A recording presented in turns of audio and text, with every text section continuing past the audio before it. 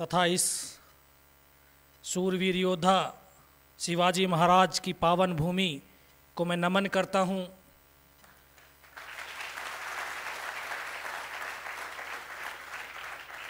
साथ ही इस मिट्टी में जन्मे उन शूरवीर योद्धाओं को जिन्होंने हिंदुस्तान के लिए अपने प्राणों का बलिदान दिया है, उनको मैं नमन और सलाम करता हूँ।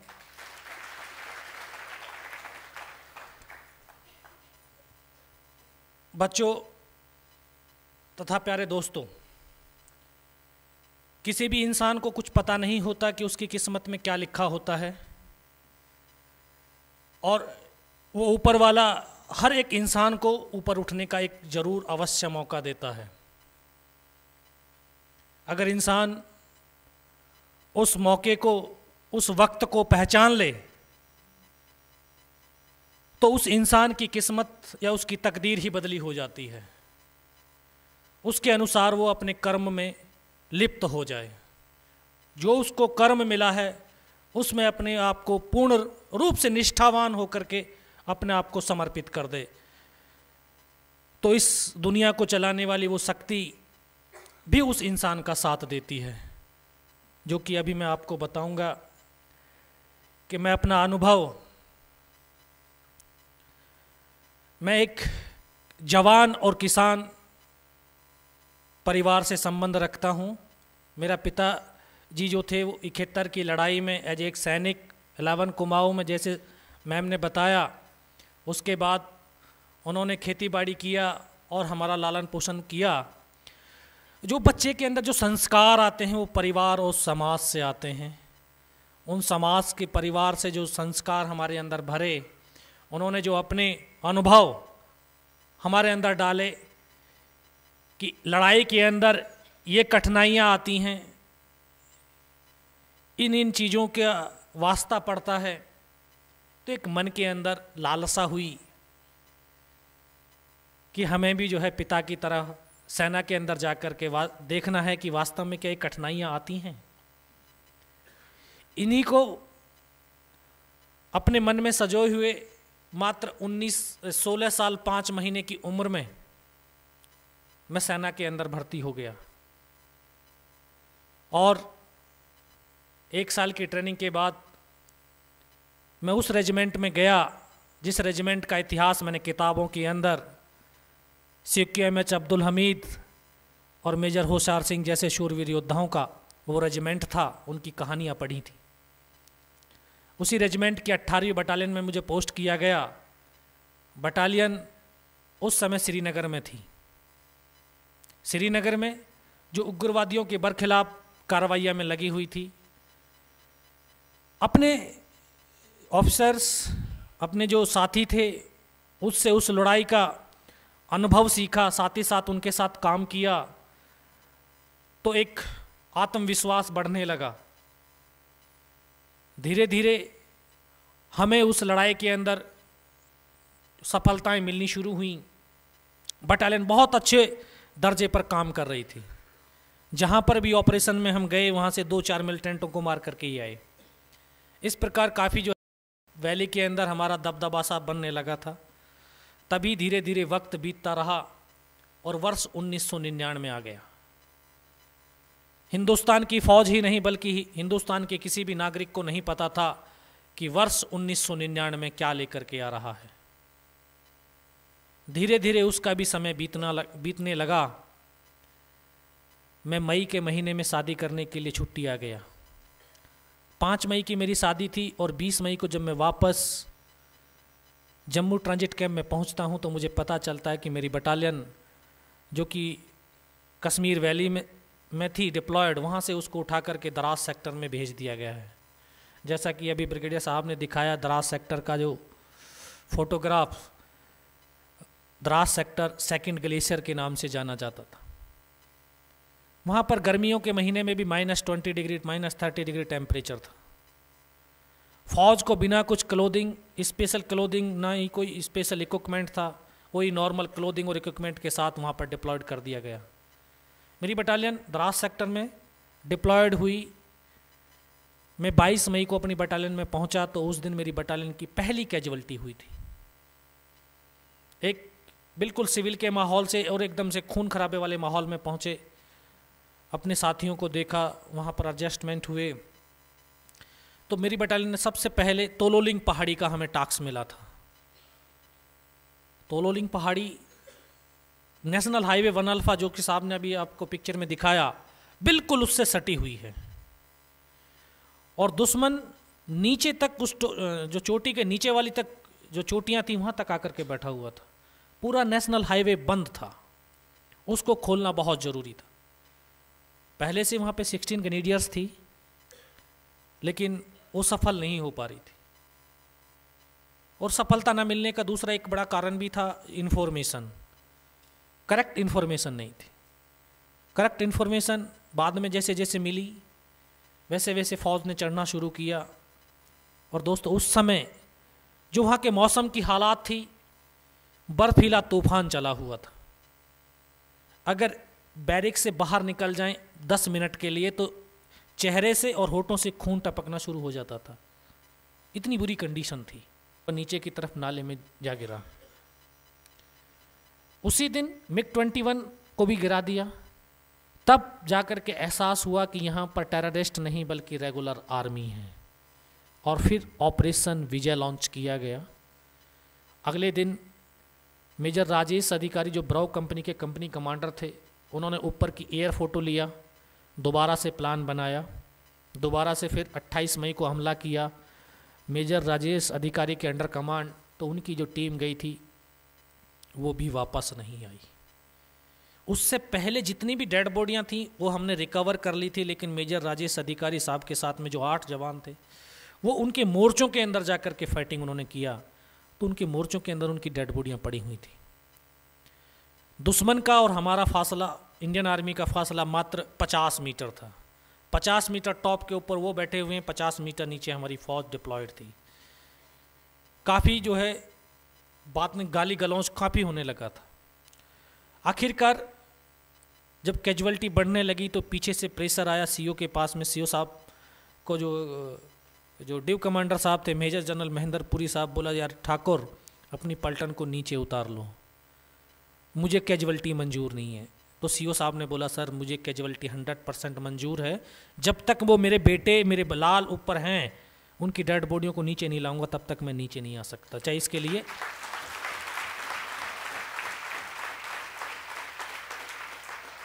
इसके लिए चाहे हम सबको अपनी जान गंवानी पड़े। तब उन्होंने नारा दिया था विजय या वीरगति, या तो हम यहाँ से विजय प्राप्त करके जाएंगे या वीरगति को प्राप्त करके जाएंगे। तो जो नए सोल्जर्स थे उनके अंदर एक नई चेतना उनके अंदर जग गई। और आखिर 2 जून को दोबारा से एक हमला किया गया बहुत बड़े स्तर के ऊपर, जिसमें हमारे second in command lieutenant colonel R Viswanathan साहब ने उस हमले का नेतृत्व किया। सीओ साहब भी जस्ट पीछे पीछे चल रहे थे और 10 मीटर के आगे TYC साहब की पार्टी थी। अचानक से उनके ऊपर आकर के ऐसे ब्रस्ट लगा आगे की तरफ और TYC साहब आगे की तरफ गिर गए। वो एक ऐसा दर्दनाक सीन कि पूरी पलटन बड़ी सन्न रह गई थी। TYC साहब आगे की तरफ गिरे। ऑपरेटर ने बोला, सीओ साहब को बोला, साहब TYC साहब को गोली लग गई। बोला वो दिखाई दे रहे हैं? बोला हाँ दिखाई दे रहे हैं।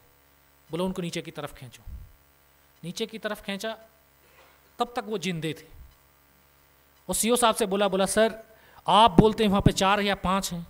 बोला वहाँ तो उनकी कंपनी बैठी हुई है। बोला सर मेरी आपसे एक ही रिक्वेस्ट है कि आप जो है दोबारा से हमला मत करवाना। हमला पलटन का करवाना है तो पहले आर्टिलरी डिप्लॉयड करवा दीजिए, उसके बाद में हमला करवाइए। और यही कहते कहते इतनी सीओ साहब ने सैटेलाइट फ़ोन था और घर पे मिला दिया। मैडम की हेलो हुई थी और इधर TYC साहब के प्राण पखेरु हो गए। पूरी पलटन का जो मोराल था वो बिल्कुल डाउन हो गया। उसके बाद अटैक किया लेकिन सक्सेस नहीं हुआ। फिर पीछे से जो है प्रेशर हुआ तो सीओ साहब ने बोला मैं नीचे तो नहीं उतरूंगा पलटन को लेकर के, अगर आपको हेल्प ही करनी है तो हमें रीइंफोर्समेंट दे दीजिए। तो रीइंफोर्समेंट के तौर के ऊपर 2nd राजपूताना राइफल्स को भेजा। तो उनके सीईओ कर्नल रविंद्रन साहब ने बोला कि मैं अटैक तब करूँगा जब मुझे आर्टी सपोर्ट मिलेगा। तो वहाँ पर आर्टिलरी डिप्लॉयड की गई और मुझे आज भी याद है कि 12 जून को जब 132 फायर यूनिट लगी वहाँ पर, पहाड़ी के ऊपर आग ही आग चमकती थी। और फिर 13 जून की सुबह 6 बजे हिंदुस्तान की फौज ने पहली सफलता के रूप में तोलोलिंग पहाड़ी को लिया था।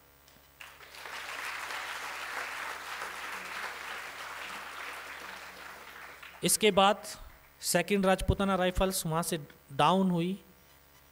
आगे की जो चोटियाँ थी पिंपल 1 से लेकर के पिंपल 7 तक, फिर हमारी बटालियन ने रात को हमला किया और वहाँ से फिर सफलताओं का सिलसिला शुरू हो गया। हमारी बटालियन वापस विड्रॉल हुई पिंपल 7 तक, फिर उसके बाद 30 जम्मू एंड कश्मीर राइफल्स को आगे का टास्क दिया गया। हम नीचे आए ही थे, 4 या 5 दिन के बाद में दोबारा से एक आदेश आया कि टाइगर हिल को कैप्चर करना है। टाइगर हिल उस दराज सेक्टर की सबसे ऊंची चोटी थी जिसकी ऊंचाई 16,500 फीट, बिल्कुल खड़ी चट्टान। सीओ साहब ने जब दरबार लिया और बताया कि ऐसे ऐसे हमें एक और मौका हिंदुस्तान की फ़ौज ने दिया है, जो हमारे साथी शहीद हो गए उनका बदला लेने का एक मौका हमें और मिला है, हम उसका ज़रूर बदला लेंगे। दोबारा से प्लान बना, एक घातक प्लेटून्स जो कि पहले से थी लेकिन उसकी बहुत ज़्यादा कैजुअलिटी उस तोलोलिंग की लड़ाई में हो गई थी। उसके बाद कुछ नए जवान्स को उस टुकड़ी के अंदर शामिल किया गया और मैं अपने आप को बड़े खुश नसीब समझता हूं कि मुझे भी उस टीम का एक हिस्सा मुझे बनाया गया। उसी समय कमीशन होकर के एक लेफ्टिनेंट बलवान सिंह साहब आए थे, उनको हमारी टुकड़ी की कमांड सौंपी गई। तो एक ऑफिसर, एक जेसीओज और 22 जवान्स हम उस टुकड़ी के अंदर थे। 4-5 दिन हमें मिला रिहर्सल के लिए और ये बताया गया कि टाइगर हिल टॉप के ऊपर दाहिनी तरफ से, जिधर उधर दुश्मन की भी चोटी थी 5353, उसके बीच से होकर के टाइगर हिल टॉप पर जाना है। इतनी खड़ी चट्टान कि वहाँ से सिर्फ रस्सियों के सहारे हम ऊपर जा सकते हैं, वैसे नहीं चढ़ सकते। इधर से भी दुश्मन की गोलियां थी, इधर से भी दुश्मन की गोलियां थी, बीच से निकलना था। काफ़ी मुश्किलों के बाद हमने जो है 2-3 दिन रिहर्सल करी और आखिरकार 2 जुलाई को हमें हमले का समय दिया गया। और उस पहाड़ी पर बैठा हुआ दुश्मन दूर तक हमको देख सकता था और से दूर हमें बर्बाद कर सकता था। इसलिए रात को चलना पड़ता था जब चांद भी छुप जाता था तब, ताकि उनको हमारी हरकत ना दिखाई दे, हमारा सरप्राइज मेंटेन रहे। रात भर हम चले, सुबह जैसी फर्स्ट लाइट हुई फिर पत्थरों के नीचे पड़े रहे, पूरा दिन वहीं पर गुजारा। अगले दिन फिर रात को फिर चले, फिर जो अगले दिन पहुंचे रात को सुबह के टाइम, तो हम पहाड़ी के बिल्कुल ऐसे नीचे आ गए। अब इस पहाड़ी का फायर हमारे ऊपर कोई इफेक्ट नहीं कर रहा था। पूरा दिन चले, फिर पूरा दिन चलने के बाद में फिर शाम के टाइम दूसरे दिन 1-1 कप चाय पिया। फिर वहाँ से हमने रात को आगे के इलाके का जब रैकी किया तो वहाँ पर दुश्मन के फॉरवर्ड बैंकर्स थे। साथ में हमारे साथ डेल्टा कंपनी के कंपनी कमांडर सचिन निम्बालकर साहब और उनकी टीम भी थी।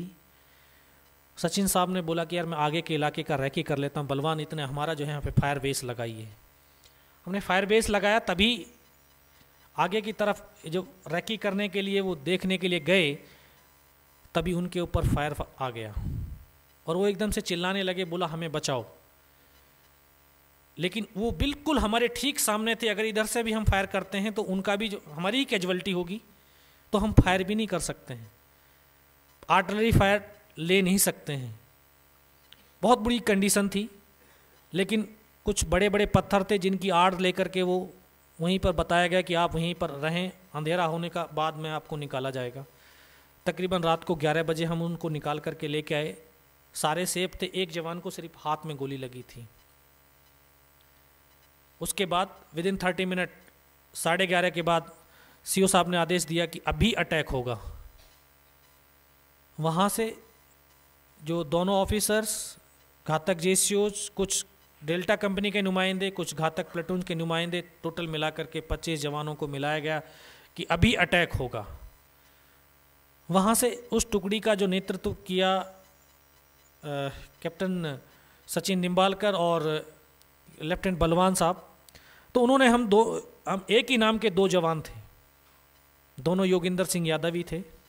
हम दोनों स्काउट 1 और स्काउट 2 के तौर पर नियुक्त किए गए। पूरी रात चले हम। पूरी रात चलने के बाद सुबह का टाइम, बिल्कुल खड़ी एकदम से पत्थर आ गया, उसके ऊपर चढ़ना बहुत मुश्किल था। तो मेरा दूसरा साथी था जो नाम राशि, वो 7 फुट लंबा, उन्होंने जो है मुझे ऊपर उछाला, उधर से पत्थर पकड़ करके बोला पत्थर जो रस्सी बांध। मैं रस्सी बांधा, नीचे की तरफ रस्सी लटका दी, तो फौज एक एक करके चढ़ने लगे। तभी दोनों तरफ उनके बंकर्स थे, लेकिन अंधेरे की वजह से हमें नहीं दिखाई दिए। जैसे ही पत्थर तो फिसलने लाजमी थे, जैसे ही हल्के हल्के पत्थर फिसले तो उनकी शायद आंखें खुली, उन्होंने दोनों तरफ से ऐसे फायर खोल दिया। ऐसे फायर खोलते ही जो हमारे रास्ता था वो कट ऑफ हो गया और केवल हम 7 जवान ऊपर पहुंच पाए। ऊपर पहुंचे तो 8-10 मीटर का बिल्कुल प्लेन इलाका और सामने दुश्मन के 2 बंकर्स। 7 जवानों ने जाकर के अंधाधुंध फायरिंग किया और उसमें बैठे तमाम पाकिस्तानियों को मौत के घाट उतारा।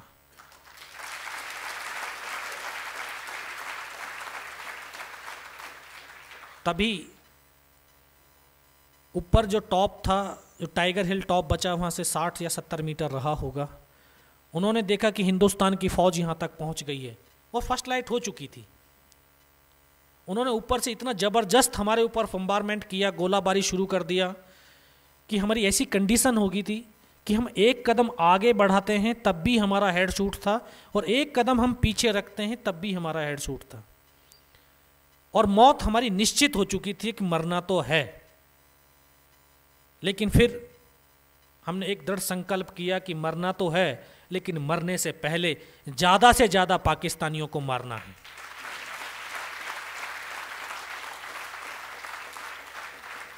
ये हमने एक दृढ़ संकल्प किया। तो हमारे साथ में जो हमारा टीम लीडर हवलदार मदन, उन्होंने बोला दौड़ करके इनके मोर्चों के अंदर घुस जाओ। हम दौड़ करके उनके मोर्चों के अंदर घुसे, जा करके वहाँ से हमारा 5 घंटे उनका और हमारा फायर चलता रहा। धीरे धीरे अम्नेशन भी ख़त्म होने लगा, तो अचानक हमने बिल्कुल फायर बंद कर दिया। दुश्मन को लगा कि शायद ये मारे गए हैं या इनका अम्नेशन ख़त्म हो गया है। अपनी एक अलग से नई रणनीति बनाई, बोला जब वो बिल्कुल नज़दीक हमारे आएंगे तभी हम फायर खोलेंगे, नहीं तो हम फायर नहीं खोलेंगे। तो तकरीबन दिन के 11:30 के आसपास का समय रहा होगा, बिल्कुल मौसम साफ था। तभी 10-12 जवान उनके सिर्फ ये पता करने के लिए कि हिंदुस्तान के यहाँ पे जवान कितने हैं, जिंदे हैं या नहीं हैं। जो वो बिल्कुल हमारे नज़दीक आ गए, हमें लगा कि अब जो है इनमें से एक भी नहीं बचेगा। तब हमने उनके ऊपर अचानक फायर किया। उनमें से 1-2 ही बचा होगा, बाकी सारे मारे गए। फिर दोबारा से फायर बंद हो गया, लेकिन जो 1-2 बंदा बचा था, उन्होंने हमारी लोकेशन, पोजीशन दोनों देख ली। उन्होंने जो ऊपर जा कर के बताया कि वहाँ पर हिंदुस्तान के 8 या 10 ही जवान हैं। विदिन 30 मिनट के अंदर जो पाकिस्तान का काउंटर अटैक हमारे ऊपर आया, 35 से 40 पाकिस्तानी जवान हमारे ऊपर अटैक के लिए आए। तो उनका जो काउंटर अटैक, उसमें इतनी ताकत उन्होंने झोंकी, जितने भी उनके पास में हैवी वेपन थे तमाम का 15 मिनट तक तो उन्होंने फायर करते रहे। फिर उसके बाद धीरे धीरे नज़दीक आए तो पत्थर शुरू कर दिए, क्योंकि ऊपर से पत्थर जो है गोली से भी बेहतर मार कर रहा था। अभी पत्थर फेंकते रहे, लेकिन फिर भी हमने फायर नहीं किया। तो और नज़दीक आए तो ग्रेनेड फेंकने शुरू कर दिए, तब भी हमने फायर नहीं खोला। फिर और नज़दीक वो जब आए तो उनको हमारी एक लाइट मशीन गन LMG दिखाई देगी। जैसे ही LMG उनको दिखाई दिया, तभी LMG के ऊपर उन्होंने जो है गोला दाग दिया और LMG का हमारा जो बैरल था वो डैमेज हो गया। उस LMG को चलाने वाले भी नए जवान थे। उनको जब पत्थर लगे तो वो प्लेटून हवलदार की तरफ गए, बोला सर बिल्कुल नज़दीक आ गए। उस LMG के जस्ट बाईं तरफ मैं बैठा हुआ फायर कर रहा था, तो LMG को तो छोड़ करके वो जो दोनों जवान थे प्लेटून हवलदार के पास पहुँचे। तो प्लेटून हवलदार ने उस समय बोला योगिंदर इस LMG को उठा करके मेरी तरफ फेंक। मैंने जैसे उठा करके अपनी LMG को फेंका, मेरी नज़र ऊपर की तरफ गई। जिस पत्थर से मैं फायर कर रहे थे उसी के ऊपर 7 जवान पाकिस्तानी के खड़े हुए थे। मैं कहा सर ये तो बिल्कुल नज़दीक आ गए। भाई इतना ही कहा, तभी ऊपर से एक ग्रेनेड आया। तो मेरे साथी जो नाम राशि था वो जस्ट मेरे पीछे की तरफ लाइंग पोजीशन से फायर कर रहा था। दोनों के बीच में आकर के ग्रेनेड फटा, तो उस जवान की ये उंगली यहाँ से कट गई। इसको कटते ही एकदम से वो चिल्लाया, बोला मेरा हाथ कट गया है। मैं पीछे की तरफ मुड़ करके देखा, मैं बोला नहीं हाथ नहीं यार, आपका उंगली कटा है। उनको फर्स्ट एड दिया, आश्वासन दिया कि आप नीचे की तरफ चले जाएं, आप फायर नहीं कर सकते हैं। दोस्तों मैंने किताबों में पढ़ा था और लोगों से सुना भी था कि फ़ौज के अंदर इतनी यूनिटी होती है, इतनी एकता होती है, इतना भाईचारा होता है। वहाँ ऑन ग्राउंड देखने को मिला। उस जवान ने बोला कि नहीं, कि सरफरोशी की तमन्ना अब हमारे दिल में है, देखना है जोर कितना बाजवे का तिल में है। कि मुझे मरना भी है तो तुम्हारे साथ ही मरूंगा, और जीऊंगा तो तुम्हारे साथ जीऊंगा, मैं नीचे नहीं जाऊंगा। मैं और कुछ नहीं कर सकता, कम से कम बैठ करके तुम्हारा मैगजीन तो भरूंगा। वो बैठ गया हमारे पास में। तभी हमारा एक दूसरा साथी था, उसके ऊपर 3 तरफ से फायर आने लगा। तो एक मेरा ट्रेनिंग का साथी और मैं, हम दोनों को भेजा। प्लेटून हवलदार ने बोला आप दोनों जाओ उधर उसके पास में। जैसे हमने हरकत करी तो उन्होंने शायद उनको मेरा मूवमेंट दिखाई दिया, ऊपर से ग्रेनेड फेंक दिया। तो उसका एक टुकड़ा आकर के मेरे घुटने के नीचे लगा। तो तब मुझे जो है, जिसको चोट लगती है चोट का एहसास तो उसी, दर्द तो उसी को महसूस होता है। मुझे भी आभास हुआ कि मेरा पैर कट गया है घुटने से। तुरंत मैंने देखा तो पैर तो नहीं कटा था, लेकिन यहाँ से बहुत काफ़ी गहरा घाव हो गया था। बैठ करके खुद फर्स्ट एड करने लगा। फर्स्ट एड कर ही रहा था तभी एक ग्रेनेड और आगे गिरा, उसका एक टुकड़ा आया, उससे यहाँ से पूरा चेहरा कट गया। यहाँ से ये इसको कटने से मुझे दिखाई देना बिल्कुल बंद हो गया था। जब आंखें खुली काफ़ी देर के बाद तो ऊपर से नीचे तक लहूलुहान, नाक से खून की धार बह रही थी।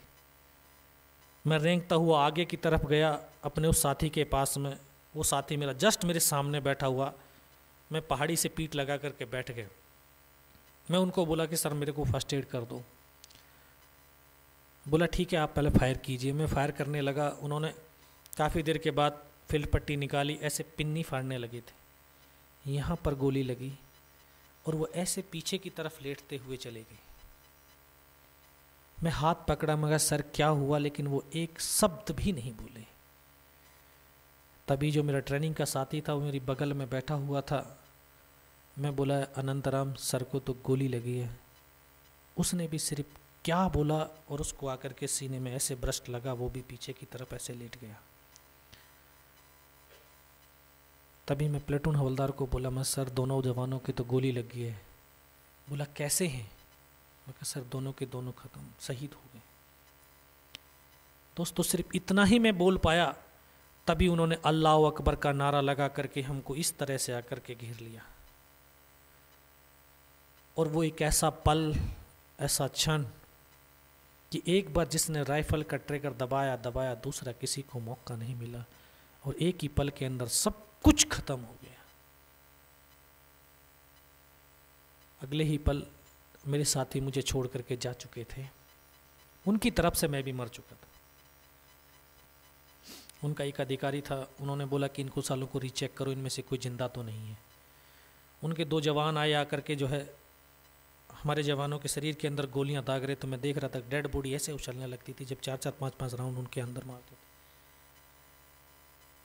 तो जब मेरे सामने वाले को जो है उसने आकर के ब्रस्ट मारा तो डेड बॉडी ऐसे उछली, फिर बगल वाले को मारा। मैं भी इस तरह से पड़ा हुआ था, उसने आकर के फर्स्ट ब्रस्ट यहाँ पे मारा, फिर आकर के उसने पैर में, जांग में 3-4 जगह पे उसने गोलियां दागी, लेकिन शरीर के अंदर कोई हरकत ही नहीं हुई। चुपचाप उस दर्द को सहता रहा। जब वो गोली मार करके चला गया तब मैंने एक दृढ़ संकल्प किया, अगर इसने सर और सीने में गोली नहीं मारी, चाहे मेरा हाथ या पैर दोनों ही काट करके क्यों ना ले जाए, मैं उफ तक भी नहीं करूंगा और जिंदा भी रहूंगा। और इसी दृढ़ संकल्प की बदौलत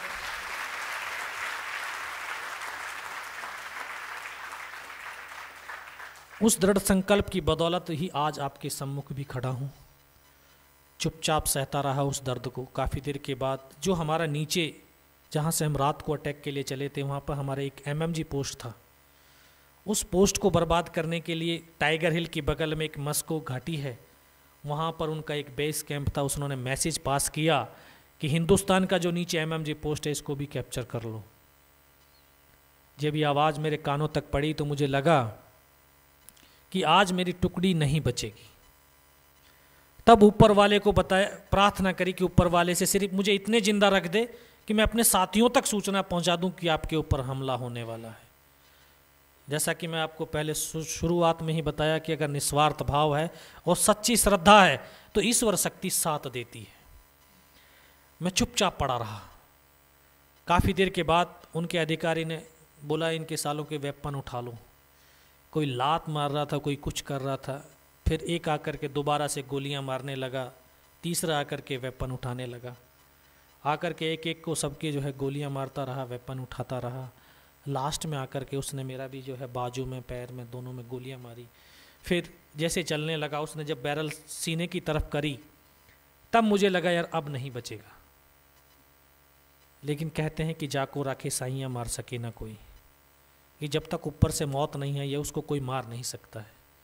तो पीछे से पैंट फट गई थी चलते चलते पहाड़ियों में। यहाँ पे पर्स रखा था, उसमें गिलट के कुछ 5-5 रुपए के सिक्के थे।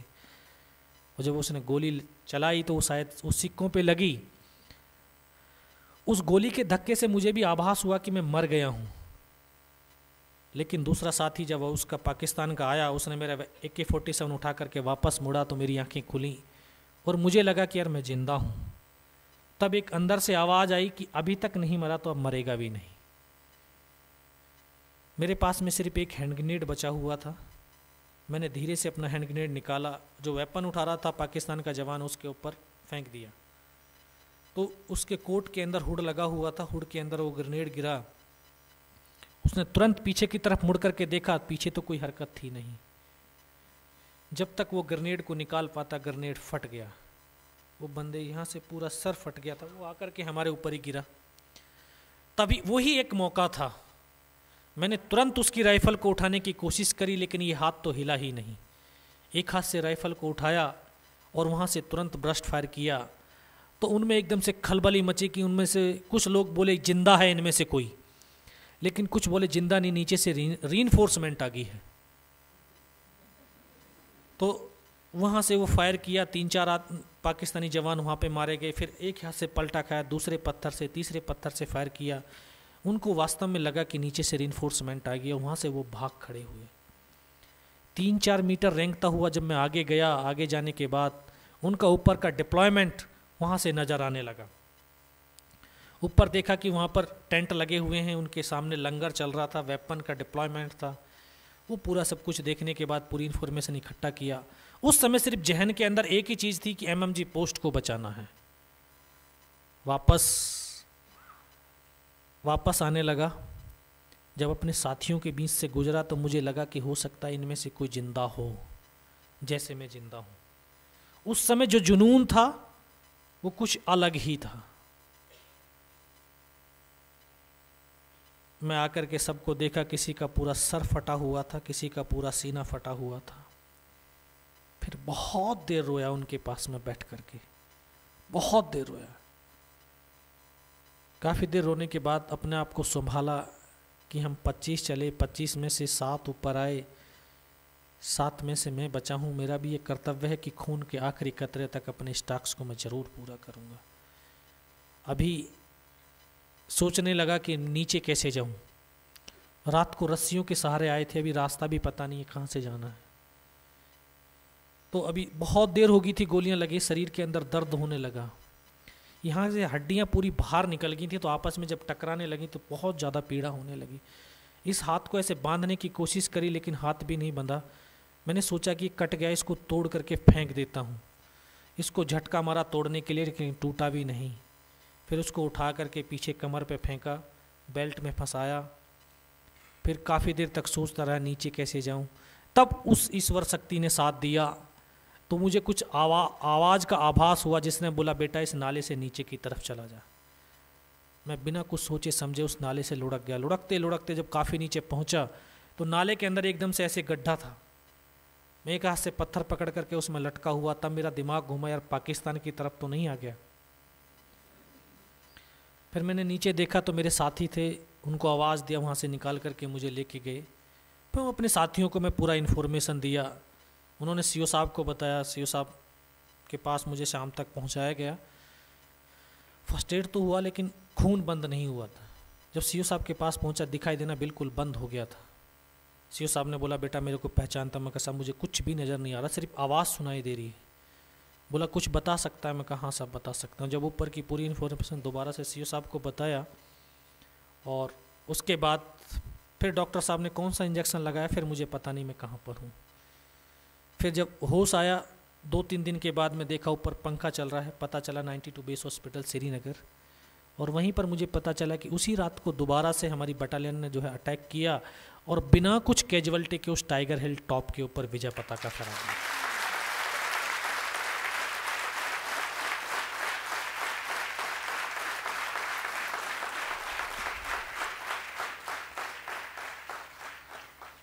सोलह महीने हॉस्पिटल में रहा, और 16 महीने के हॉस्पिटल के बाद वापस भारतीय सेना में अभी सेवारत हूँ, और अपने आप को गौरवान्वित महसूस कर रहा हूँ कि पुणे में जो इस संस्था ने बुला करके जो सम्मान जो दिया है, इसके लिए मैं यहाँ के निवासियों का और तमाम लोगों का आभारी हूँ। और लास्ट में बच्चों को यही कहूँगा कि हर एक चीज़ अलग है, ये भी अलग है। हर जगह बहुत कुछ है, लेकिन इस संस्था में सब कुछ है। यहाँ पर जितना प्यार है इस संस्था के अंदर, इतना शायद किसी भी संस्था में नहीं है किसी भी संस्था के अंदर। यहाँ जो जितना परिवार वाले भी जो है देखभाल नहीं करते होंगे, उतना इस संस्था में जो रहने वाले जो सैनिक आपसी साथी हैं वो करते हैं, इतनी देखभाल करते हैं। और हमारा तो लगाव इतना ज़्यादा हो जाता है कि शायद घर वालों से इतना लगाव नहीं होता। और अगर ये लगाव यहाँ पर भी देश की सोसाइटियों के अंदर भी हो जाए, तो देश भी बहुत बड़ा ताकतवर बन जाएगा। क्योंकि हम जो ये संस्था है, जो देश है, जो हमारी आर्मी है, ये हिंदुस्तान की जो वास्तविक जो कल्चर है उसको समाये हुए है। और इसी में ना तो जात है, ना धर्म है, ना जाति है, कुछ भी नहीं है, सिर्फ एक ही धर्म है, फौजी धर्म है। और इसी प्रकार अगर हम सोसाइटी के अंदर, अपने समाज के अंदर अपने आप को डेवलप करें कि हम सिर्फ हिंदुस्तानी हैं, ना हमारी कोई कास्ट है, ना धर्म है, सब कुछ ये ऊपर वाले ने तो सिर्फ एक इंसान बनाया है, जाति धर्म सब कुछ हमने बनाया है। सबसे पहले हम एक इंसान हैं, उसके बाद में हम सब और कुछ हैं। अगर ये चीज़ें हम रखेंगे तो देश के अंदर, एक समाज के अंदर एक यूनिटी आएगी। और जब यूनिटी होगी तो किसी की भी ताकत नहीं है कि उस समाज की तरफ आंख उठा करके देख सके।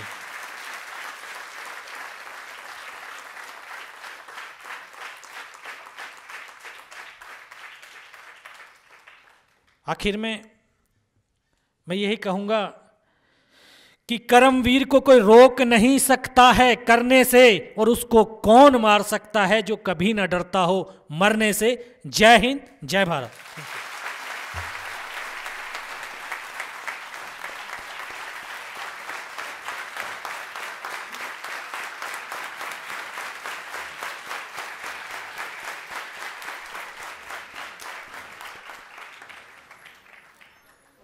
विदाउट एनी इंटरप्शन मैं भी रिक्वेस्ट करती हूँ नायब सूबेदार संजय कुमार को।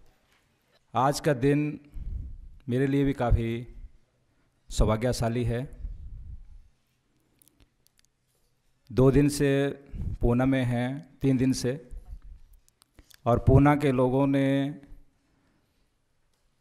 जो हमें सम्मान दिया, जो प्यार दिया, अपनापन दिया, उन सब का मैं बहुत आभारी रहूँगा। दोस्तों, जैसे कि आप जानते हैं योगेंद्र जी ने आपको कारगिल के बारे में बताया। मेरा और योगेंद्र भाई का ऑपरेशन और नौकरी दोनों बराबर की है, दाहिने और बाएं, ऊपर और नीचे की, आगे और पीछे की। कभी ये आगे थे, कभी हम इनके पीछे थे, और कोई ख़ास डिफरेंस नहीं है। सेम डेट्स के ऑपरेशन हैं हमारे। मैं ऑपरेशन शुरू के बारे में बताऊं उससे पहले मैं आपको अपनी बैकग्राउंड के बारे में कुछ बताना चाहता हूं। मैं हिमाचल बिलासपुर का रहने वाला हूं, एक छोटे से गांव का। मेरा परिवार और मेरे गांव के लोग ज़्यादातर सब, तकरीबन हर घर से 2 या 3 लोग हर घर से फ़ौज में हैं।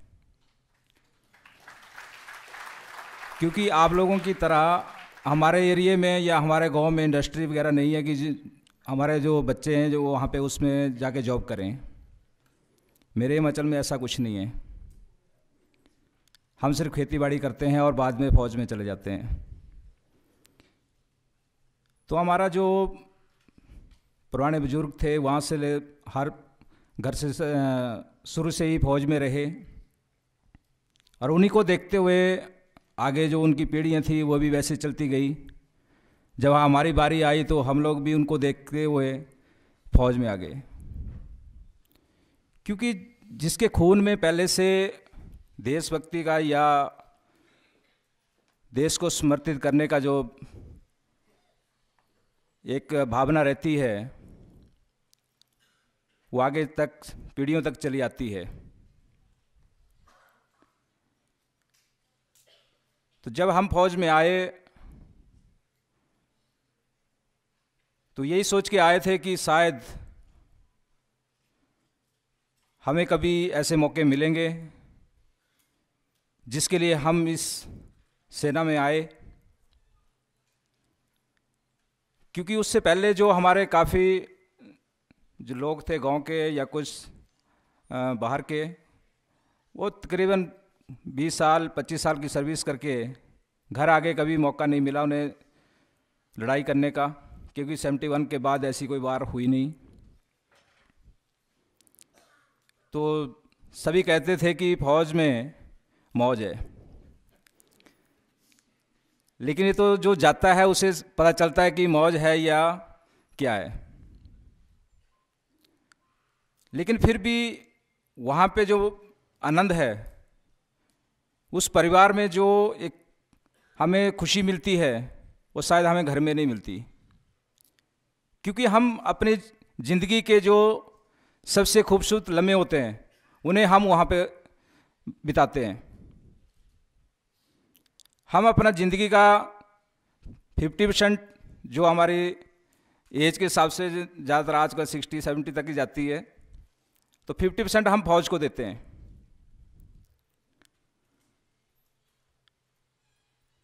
यही सोच हमें फौज में लेके आई कि हमारे परिवार ने भी अपनी ज़िंदगी वहाँ पे दी और हम भी आगे इसको निभाएं। जैसे ही फौज में आए, जैसे कि यादव जी ने बताया, मैंने आपको बताया कि मैं और यादव जी तकरीबन साथ साथ रहे जब से फौज में आए। 96 जून में मैं फौज में ज्वाइन किया था और यादव जी ने दिसंबर में किया था।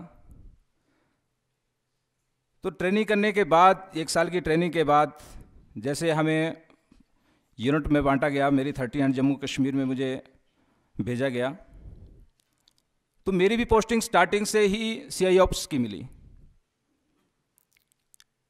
CI ऑप्स का जो 2 साल का टर्नओवर था हमारा, मैं उस टाइम पे सोपोर श्रीनगर के इलाके में डिप्लॉय था, और हमने 2 साल का जो टर्नओवर था काफ़ी अच्छे तरीके से वहाँ काटा। पलटन ने काफ़ी उपलब्धियाँ वहाँ पे कमाई, काफ़ी अच्छा काम किया उस एरिया के बीच में। जैसे ही हमारा टर्नओवर वहाँ से ख़त्म हुआ, हमारी पोस्टिंग शाहजहाँपुर की थी। लेकिन जैसे ही पोस्टिंग के लिए एडवांस पार्टी हमारी वहाँ गई, उससे पहले ही हमारी जो यूनिट थी उसको डिटेल कर दिया गया द्रास एरिया के लिए, क्योंकि वहाँ घुसपैठ हो चुकी थी। और फौज ने इस तरीके से यूनिट में उठाई जो कहीं भी एडजस्ट हो सकती थी, क्योंकि मेरी जो यूनिट थी पूरी डोगरा, जम्मू, पंजाब और हिमाचल के डोगरा जवान थे, और 2 साल उस एरिया में रह चुके थे। क्लाइमेट का कोई फ़र्क नहीं था, कोई ज़्यादा उसमें प्रॉब्लम नहीं थी। पहाड़ी इलाके के रहने वाले थे तो उनको पहाड़ी पे चढ़ने की भी कोई प्रॉब्लम नहीं थी। तो जब चयन हो गया और हमारी बटालियन को द्रास एरिया में भेज दिया गया, मैं भी उस टाइम छुट्टी पे था और एंगेजमेंट करके आया। लेकिन जैसे जम्मू में पहुंचा तो मुझे पता चला कि मेरी बटालियन भी द्रास के लिए निकल चुकी है। मैं भी कॉन्वॉय से ऊपर पहुंचा, बटालियन को ज्वाइन किया। उसके अगले दिन हम लोग गुमरी करके एक जगह थी द्रास से तकरीबन 40 किलोमीटर पीछे, वहाँ पे हमें 1 हफ्ते का टाइम दिया गया एक्लाइमेटेशन करने का। 1 हफ्ते के बाद जैसे ही 2nd राइरिफ और 18 ग्रेनेडियर ने तोलोलिंग एरिया और हम्प कॉम्प्लेक्स को कैप्चर किया, हमने इन दोनों बटालियन को पीछे भेजकर आगे का एरिया जो था हम्प और किनॉप का जो बचा हुआ और 5140 हमारी यूनिट को वो टास्क दिया गया। हमने 14 जून से फर्स्ट ऑपरेशन शुरू किया था, जिसमें कि हमारी alpha company plus Charlie company 2 कंपनियां आगे गई थी। फर्स्ट में डेल्टा और ब्रेवो कंपनी रिजर्व में थी। तो जैसे ही बटालियन ने अटैक करना शुरू किया, क्योंकि उससे पहले दूसरी रेजिमेंट थी वहाँ पे, जो कुछ उन्होंने एक्सपीरियंस थे वो हमें दिए और हमारी फौज ने आगे कार्रवाई शुरू कर दी। हम्प कॉम्प्लेक्स का इलाका जो था पहाड़ी के ऊपर का लेज एरिया था, जिसके ऊपर दुश्मन ने सिर्फ संगठ पत्थरों से बनाए हुए थे, कोई नॉमिनेट बंकर नहीं थे। उसके बीच में दुश्मन को ढूंढना काफ़ी मुश्किल था। पहाड़ी के एक किनारे पे हम थे और दूसरे किनारे पे वो, और हर बड़े पत्थर के पीछे 2 घुसपैठी बैठकर फायर करना शुरू कर देते थे। जैसे ही हमारी कंपनी अटैक के लिए आगे बढ़ती थी, जो उनका फर्स्ट बंकर होगा फायर करने वाला, वो फायर बंद कर देगा। हम और आगे क्रॉस करेंगे, 2nd बंकर फायर करना बंद कर देगा। जैसे ही हम 2 बंकरों को क्रॉस करके आगे निकलेंगे उसके दाहिने या बाएं से, तब वो आगे से भी फायर खोलेंगे और पीछे से भी। कंटिन्यू 2 रातें हमने इसी तरीके से अटैक किया, लेकिन कोई कामयाबी नहीं हुई। दोनों दिन कैजुअल्टी लेके वापस आ गए। तीसरा दिन था, सुबह के तकरीबन 8 साढ़े 8 बजे का टाइम था। हम लोग चाय बनाकर पी रहे थे कि तब तक हमारा एक एनसीओ था हौलदार, उसे गोली लग गई। क्योंकि जो हमारा आरटी फायर उसकी डायरेक्शन को चेक करता था कि आरटी शेलिंग किस एरिया में गिर रही है और हमें किस एरिया में फायर सपोर्ट चाहिए था। तो दुश्मन ने उसको देख लिया और उसको हेड शूट कर दिया। जैसे वो एनसीओ हमारा डेथ हुआ, हम लोग चाय वहीं पे छूट गई और नेक्स्ट तैयारियों में लग गए। थोड़ी देर हुई तो मेरी कंपनी का, मेरी प्लाटून का एक एनसीओ था जो आरएल फायर करता था, उसको हेड शूट हो गया। 2 एनसीओ हमारे तकरीबन 20 मिनट के अंदर अंदर डेथ हो गए, सुबह बिना कुछ किए। जैसे ही 2 जवान हमारे डेथ हुए, मेरे जो अल्फ़ा कंपनी और चार्ली कंपनी वहाँ पे डिप्लॉय थी उस टाइम अटैक के लिए, तो alpha company commander major Bhaskar थे उस टाइम। जैसे उन्होंने 2 कैजुअल्टी देखी, वो अपने आप भागना शुरू कर गए। उन्होंने सिर्फ एक बार बोला फौज को कि मैं चला, आपने आना है तो आओ, नहीं तो मैं अटैक करने के लिए जा रहा हूँ। और वो दिन के समय धूप लगी हुई थी, आगे भागना शुरू कर दिया। हम लोगों ने पीछे से फायर सपोर्ट किया और दोनों कंपनी दुश्मन की तरफ भागना शुरू कर दिया। सिर्फ फर्स्ट टाइम जब दौड़े थे एक दुर्गा माता का नारा लगाते हुए उस टाइम पर हमने सिर्फ फायर खोला था, उसके बाद कोई फायर नहीं किया। दुश्मन ऐसे घबरा गया कि उसको पता नहीं चला कि कब वो एरिया को छोड़ गया। हमने उसके बाद कोई फायर नहीं किया। उसने एक ही चीज़ देखी कि इंडियन आर्मी पागल हो गई। तो कुछ करने के लिए पागलपन जरूरी है, लेकिन कुछ हद तक। पागलपन के बिना कुछ नहीं कर सकते। हमेशा जो भी करता है पागल आदमी ही करता है, इसीलिए हमें मेंटल कहते हैं। बोला फौजी आदमी मेंटल होता है। तो जैसे जैसे हम भागते गए, दुश्मन अपना बंकर छोड़ता हुआ आगे भागने शुरू कर गया। उन्हीं के हथियार उठाए, क्योंकि हमारे पास ज़्यादा ज़्यादा AK थी, इंसास थी, ज़्यादा ज़्यादा 300 मीटर तक हम उसको मार सकते थे। लेकिन जो उसके हथियार थे वहाँ पे, वो UMG गनें थी, जो कि 500 मीटर 600 मीटर तक आप एम फायर कर सकते हैं। उन्हीं के हथियार लगाए और दुश्मन के ऊपर फायर खोल दिया। जो भाग रहे थे हथियार छोड़ के, उन सबको मार गिराया। जो लास्ट बंकर था उनका रॉकी नॉप पे,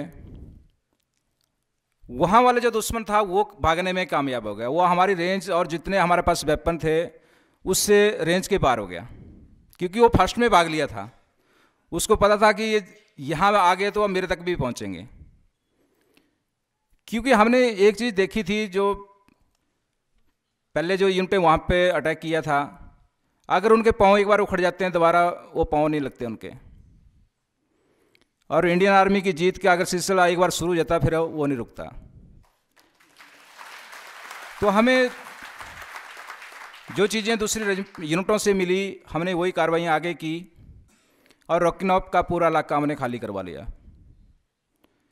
जैसे ही हमने उस एरिया को कैप्चर किया, अभी अपना डिप्लॉयमेंट भी नहीं पूरा हुआ था कि तब तक उनका RT शेलिंग आ गया, क्योंकि उनके पास वहाँ का GR था।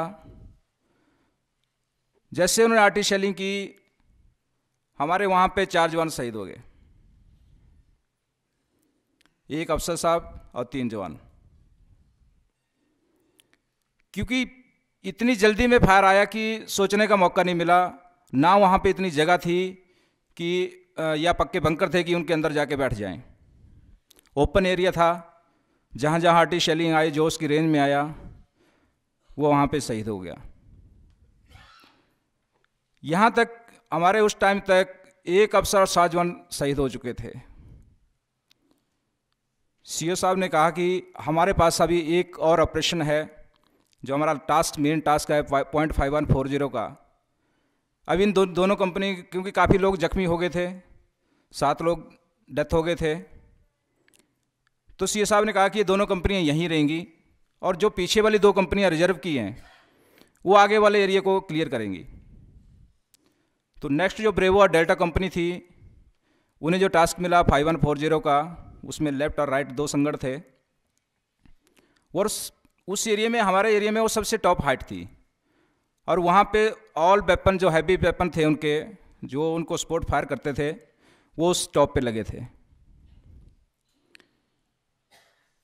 तो वहाँ पे जो दोनों कंपनियाँ गई, डेल्टा और ब्रेवो, तो डेल्टा कंपनी की कमांड हमारे कैप्टन बत्रा कर रहे थे और ब्रेवो कंपनी की कमांड संजीव जम्बाल थे, जो कि हमारे साथ अटैचमेंट के लिए थे। ASC के अफसर थे वो, और 2 साल की अटैचमेंट के लिए हमारे पास आए थे। तो ब्रेवो कंपनी की कमांड जम्बाल साहब को मिली और डेल्टा कंपनी की कमांड बत्रा साहब को। ये दोनों बटालियन ने 19 जून को, जो एरिया था ये 14 से 17 के जून में हम पर रॉकिंग अप कर लिया, और 19 तारीख को 5140 का टास्क था। दोनों बटालियन जैसे ही चढ़ना शुरू हुई, RT स्पॉट उनको दिया गया। बिना किसी कैजुअलिटी के दोनों कंपनियों ने सुबह तक तकरीबन 3:30 बजे का जो हमारा अटैक प्लान था वो सक्सेसफुल हुआ और दुश्मन को वहाँ से मार भगाया। तो जब बत्रा साहब अटैक के लिए गए थे तो CO साहब ने उनको इतना पूछा था कि बत्रा यार, जब तू वहाँ पे अटैक करेगा और सक्सेसफुल होगा तो आपका सक्सेसफुल का कोड क्या रहेगा? तो वो कहने लगे कि सर यहाँ से बता दिया तो फिर क्या रहा, जब मैं वहाँ पे कामयाब होऊंगा तो उसके बाद ही मैं वो चीज़ बताऊंगा। वही संजीव जम्वाल के साथ सर वहीं से नारा मिलेगा, वहीं से कोड मिलेगा। तो तकरीबन जब 3:30 बजे लेफ्ट संगड़ पे बत्रा साहब ने जब फतेह पाई और जब उन्होंने सेट पे सीओ साहब को मैसेज दिया था ये दिल मांगे मोर, तो सीओ साहब 1 मिनट में समझ गए थे कि जो एरिया जो टास्क हमने दिया था कंपनी ने पूरा कर लिया। तो उन्होंने कैजुअलिटी के बारे में पूछा कि एनी कैजुअलिटी, तो उन्होंने बोला नो सर।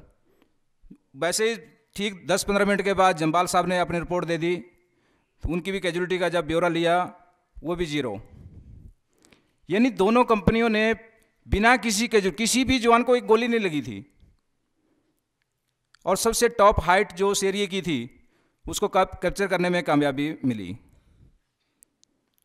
20 जून सुबह जब नीचे रिपोर्ट लगी कमांडर साहब को तो काफ़ी खुश हुए, क्योंकि जितने भी ऑपरेशन पहले हमने किए या बाकियों ने किए बिना किसी कैजुअलिटी से का मतलब ही नहीं था कि वापस आना, और इतनी बड़ी हाइट के ऊपर जहां दुश्मन ज़्यादा और हैवी वेपन के साथ बैठा है। तो इस कार्रवाई को करने के बाद हमें भी वहां से वापस नीचे भेज दिया गया और वहां पे सेकंड नागा को हमारा जो हमने कैप्चर किया था एरिया, उस एरिया में बैठा दिया गया। हमें तकरीबन 1 हफ्ते का टाइम मिला रेस्ट करने के लिए, लेकिन तब तक दूसरी बटालियन जो बाकी जगह पे अटैक कर रही थी, क्योंकि जैसे यादव साहब ने बताया कि उस टाइम पे हमारे पास पोर्टर नहीं थे जो सामान हमारा या अम्युनिशन ऊपर पहुंचाने के लिए हेल्प कर सकते। तो जो बटालियन नीचे थी तो कमांडर साहब क्या करते थे कि उन बटालियन को नीचे से कुछ जवान उनके साथ हेल्प के लिए भेज देते थे।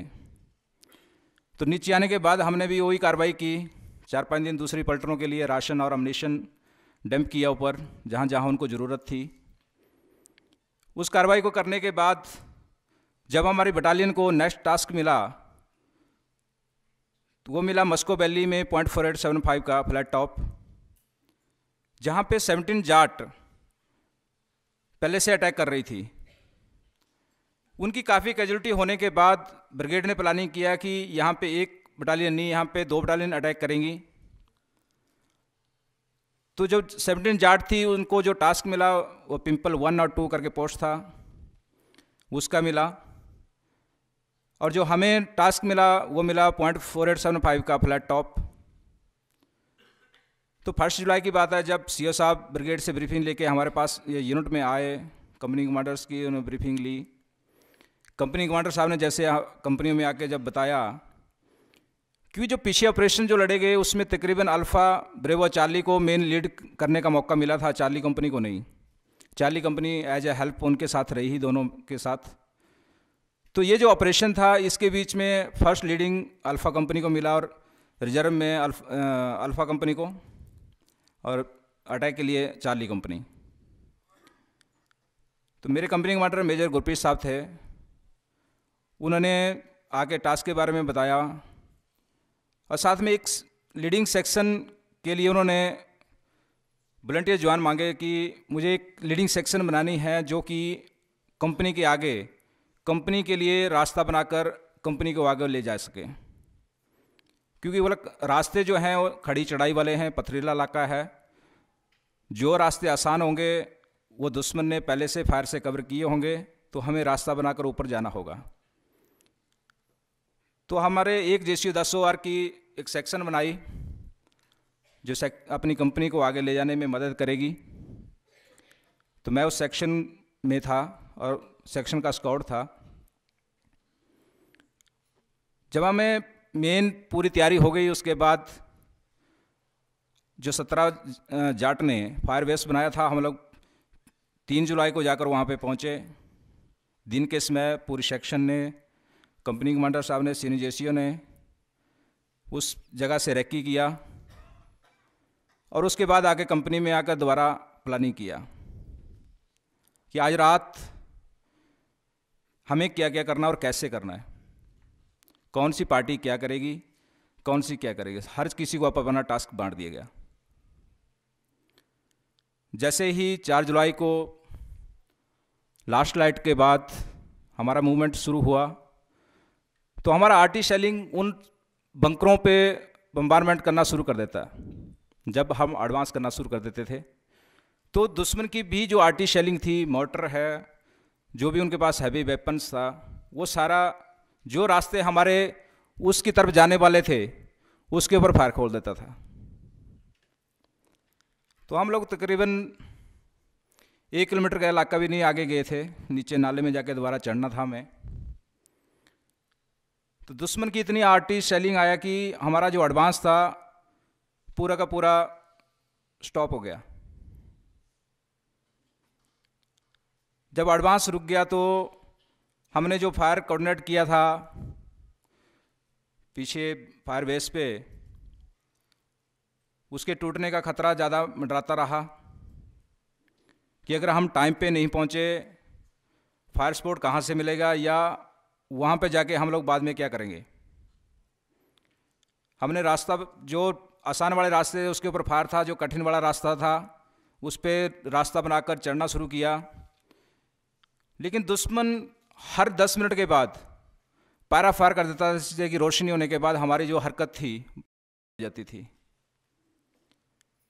फायर भी करता था, उसके बाद पैरा फायर करके हमें हमारी जो हरकत है उसको डिले कर देता था। उसके बाद रास्ता कठिन था, तो ऐसे करते करते जो प्लानिंग थी वो हमारी आधे रास्ते के अंदर ही फेल हो गई। हमने और साथ में जो जाट थी 17 जाट भी आगे बढ़ रही थी, उसका भी सेम हालत थी। दोनों बटालियनें अपने दिए हुए समय पर नहीं पहुंच पाई। दिन निकलने वाला था। हमारे कंपनी कमांडर साहब ने बोला कि कोई ऐसी जगह देखो सेफ जहाँ पे ऊपर से दुश्मन का फायर का इफेक्ट कम हो। तो हमें एक 100 स्पर करके पोस्ट था जो दुश्मन ने पहले अपने कब्जे में लिया हुआ था, आर्टी शेलिंग की वजह से छोड़ के ऊपर चला गया था, तकरीबन 500 मीटर के पीछे था। हमने उसको चॉइस किया कि यहाँ पे बैठेंगे तो शायद दुश्मन की नज़र से बाहर रहेंगे। लेकिन हम उस चीज़ को देख रहे थे जो हमारे ऊपर था, लेकिन वहाँ पे जो उनका डिप्लॉयमेंट था वो दोनों साइड से सपोर्ट में था। जहाँ पे जाट ने बाईं साइड वाले पोस्ट पिंपल 1 और 2 पे अटैक करना था, वो हमारे उस इलाके को देख सकता था जिसमें हम बैठे थे, और जो पोस्ट हमने लेना था फ्लैट टॉप का, वो जाट को देख सकता था जहाँ से जाट ऊपर चढ़ रहे थे। जैसे ही सुबह दिन धूप निकली, रोशनी हुई, ऊपर से क्रॉस फायर शुरू हो गया, और सुबह बैठे बैठे ही हमारे वहाँ पे कैजुअलिटी शुरू हो गई। तकरीबन 1-1.5 घंटा वहाँ पे बैठकर हमने बड़ी मुश्किल से निकाला। फायर के बीच में अंधाधुंध फायर था दोनों साइड से। जब काफ़ी जवान हमारे जख्मी हो गए तो कंपनी कमांडर साहब ने अपने सीनियर जैसी साहब को बुलाया और हमारी जो लीडिंग सेक्शन थी, तो उन्होंने पूछा कि अगर हम यहाँ पे दोबारा फायर सपोर्ट लें दिन के समय, तो आप लोग क्या अटैक करने के लिए तैयार रहेंगे कि नहीं। तो सभी ने हाँ किया, कि क्योंकि वहाँ पे बैठे बैठे किसी का भरोसा नहीं था कि कोई शाम तक बचेगा रात को ऑपरेशन के लिए कि नहीं। क्योंकि 12 घंटे 1-1.5 घंटा हुआ था, वही हमें मुश्किल हो गया था निकालना, तो 12 घंटे निकालना मुश्किल था फायर के बीच में। तो हमने कंपनी कमांडर साहब को कहा कि हम अटैक करने के लिए तैयार हैं, आप फायर सपोर्ट लीजिए। तो उन्होंने सीओ साहब को बात किया, लेकिन पहले सीओ साहब नहीं माने। जब उन्होंने सीओ साहब को बताया कि शाम तक तो कंपनी बचेगी नहीं, तो अटैक किससे करवाओगे, तब फिर लास्ट में सीओ साहब ने डिसीजन लिया, बोला ठीक है मैं फायर सपोर्ट दूंगा, लेकिन पहले आप फायर सपोर्ट का इफेक्ट देखना कि उस बंकर के ऊपर है या नहीं।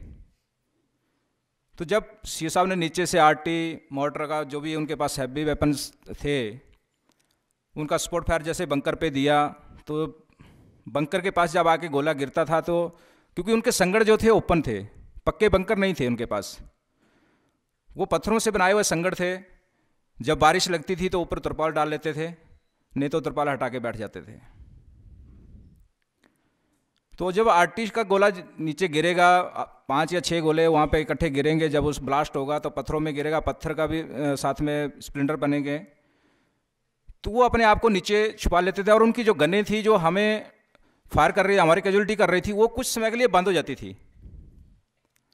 हमने जब उसका टाइम नोट किया, तकरीबन 45 सेकंड या 50 सेकंड का बीच में बकवा था उसका, दोबारा उनका फायर शुरू हो जाता था। हमने वो टाइम निकाला, पीछे सी साहब को बताया कि हमें ये टाइम यहाँ पे मिल रहा है और हमें टोटल 40 मीटर का एरिया जो डेंजर जोन था हमारे आगे काफ़ी, जिसमें फायर इफेक्ट उनका ज़्यादा था, वो क्रॉस करना है और उसे हम क्रॉस कर आराम से क्रॉस करेंगे। आप फायर सपोर्ट दोबारा हमें दीजिए। तो जैसे उन्होंने सेकंड टाइम फायर सपोर्ट दिया, जो हमारी लीडिंग सेक्शन थी एक JCO 10 सवार की, वो आगे मूव कर गई, क्योंकि दुश्मन की नज़र उस टाइम हमारे ऊपर नहीं थी। और साथ में जो 17 जाट थी उनको भी उसी सेम तरीके से कंपनी कमांडरों की बात हो चुकी थी कि जैसे हमें फायर सपोर्ट मिलेगा वैसे ही आपको फायर सपोर्ट मिलेगा, आप भी सेम कार्रवाई करेंगे, ताकि दुश्मन दोनों साइड का एंगेज हो और एक दूसरे के ऊपर फायर करने का उसको टाइम ना मिले। तो 17 जाट ने और 13 जैक ने इकट्ठा अटैक किया आप अपने पोस्ट पे। अभी हम लोग आगे एडवांस तो कर गए, लेकिन दोबारा फायर सपोर्ट नहीं ले सकते थे, क्योंकि जिस एरिया में हम फायर सपोर्ट लेते थे उस एरिया में हम पहुंच चुके थे और दुश्मन के फायर इफेक्ट के हम बाहर थे। लेकिन एक नुकसान था कि ना तो हमें फायर सपोर्ट मिलेगा और ना ही हमारे पीछे से नफरी आगे आएगी, क्योंकि दुश्मन ने दोबारा फायर खोल दिया था। लेकिन दुश्मन को इतना पता नहीं था कि हम लोग आगे एडवांस कर चुके हैं, क्योंकि हमने उस टाइम आगे एडवांस किया था जिस टाइम उसकी नज़र हमारे ऊपर नहीं थी और बिल्कुल चोटी खड़ी चोटी थी, उसके नीचे हम लोग पहुंच गए। अगर दुश्मन को थोड़ी सी भनक लग जाती कि हम लोग नीचे हैं तो वो पत्थर गिरा के हमें मार सकता था, फायर करने की ज़रूरत नहीं थी, क्योंकि बहुत बड़ा बड़ा पत्थर था वहाँ पे। जो टॉप हाइटें थी तकरीबन उन पे बर्फ़ उस टाइम नहीं रही थी, जो डाउन वाले स्पेस थे उसमें बर्फ़ थी वहाँ। तो पत्थर से गिराने से हमें आराम से मार सकता था, लेकिन हमने जितनी भी कार्रवाई की बिल्कुल साइलेंट। नहीं तो हम लोग जब जैसे ही अटैक करते हैं 50 मीटर या 100 मीटर के इलाके में, तो हम हल्ला मचाते हुए दुर्गे माता की जय पुकारते हुए आगे बढ़ते हैं। लेकिन वो दिन का टाइम था, इसलिए वो हरकतें करना हमारे लिए खतरे से खाली नहीं था। हमने धीरे धीरे जैसे ही दुश्मन की नज़र हमारे ऊपर ना हो आगे एडवांस करना शुरू किया संगड़ की तरफ। 2 घंटे 100 मीटर के बीच में हमने लगा दिए थे, तब जाके हम संगड़ के पास पहुंचे जहां पे दुश्मन ने संगड़ बनाया था और वहां पे दोनों EMG गनें लगाई थी जो हमें और जाट के ऊपर फायर कर रही थी। तो बोलते हैं कि अभी हम तो ये सोच के नहीं चले थे कि हम क्या कर सकते हैं वहाँ, लेकिन इतना था कि हमें जो आगे आना है हमें वो क्लियर करना है, क्योंकि हम 11 लोग थे टोटल। हमारे पास एक स्पोर्ट वेपन था, वो LMG हमारे पास, बाकी कुछ अपने AK-47 थी इंडिविजुअल सब के पास। तो हमें सिर्फ एक जगह से फायर सपोर्ट था, बाकी कोई कुछ नहीं था। उसी के बीच में हम हरकत करते थे। तो जब ऊपर पहुँचे तो मैं और जो मेरा बड़ी थे, हम जब पहुँचे वहाँ जो देखा उनकी गनें दोनों ऑटोमेटिक फायर कर रही हैं। तो जो मेरे पार्टी कमांडर थे नायब सूबेदार साहब, तो उन्होंने देखा कि मेरे 2 जवान ऊपर पहुँच गए, अब ये कार्रवाई अगर वहाँ पे करते हैं, इन गनों को यहाँ से हटाते हैं तो हमारा बाकी का एडवांस जारी हो जाएगा। तो उन्होंने हमारे को इशारा किया कि आप गनों को बाहर निकाल दो, क्योंकि वहाँ पे बातचीत तो नहीं थी, इशारे से बातचीत थी, क्योंकि अगर दुश्मन को सरप्राइज का पता चल जाता तो आराम से हमें बर्बाद कर सकता था। तो उन्होंने जैसे इशारा किया गन निकालने का, तो हमारे दिमाग में कुछ ना आए कि इस गन को हटाएं तो हटाएं कैसे, क्योंकि वो कंटिन्यू फायर करने से कभी हट नहीं रही थी, बंद नहीं हो रही थी फायर करना। उसके आगे जाके कौन खड़ा होगा।